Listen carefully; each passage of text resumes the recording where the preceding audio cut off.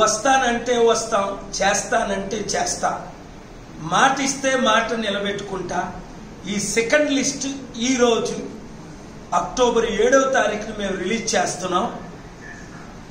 8th మొత్తం అందరినీ చూసి మరలా October 9th final list release చేస్తున్నాం కనుక మార్పు రావాలి, మార్పు కావాలి, ప్రజాశాంతి పార్టీని గెలిపించాలి, కుటుంబ కుల అవినీతి పాలనను అంతం చేయాలి. కేసీఆర్ కు ఓటేస్తే కాంగ్రెస్ కేసినట్టే, కాంగ్రెస్ కు ఓటేస్తే కేసీఆర్ కు ఓటేసినట్టే ఈ అవినీతి పాలనను అంతం చేయాలి. నిరుద్యోగులకు ఉద్యోగాలు, సంపూర్ణ అభివృద్ధి. కేసీఆర్ గారు డబ్బులు లేవు పెన్షన్లు ఇవ్వడానికి, రైతు బంధు ఆయన 10,000 ఇచ్చింది అప్పు చేసి, మనం డబ్బు తెచ్చి 20,000 ఇస్తాం, పెన్షన్లన్నీ డబల్ చేస్తాం. అభివృద్ధి ఏంటో 6 నెలల్లో చేసి చూపిస్తాం. మన ఓటు మనం వేసుకుందాం.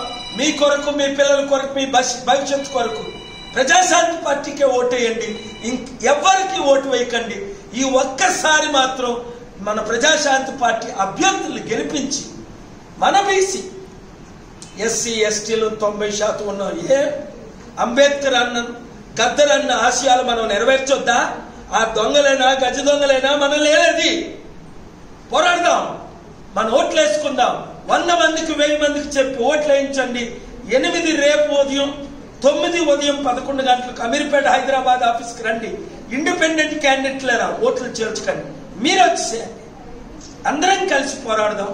ఒకవేళ మీకు టికెట్ రాకపోతే నేను అభివృద్ధి చేసే 100 కోట్ల కార్యక్రమంలో మీకు మీ ద్వారా అభివృద్ధి చేస్తాను. డబ్బుంది, తెచ్చాం, తేగలం, ఇచ్చాం, ఇవ్వగలం.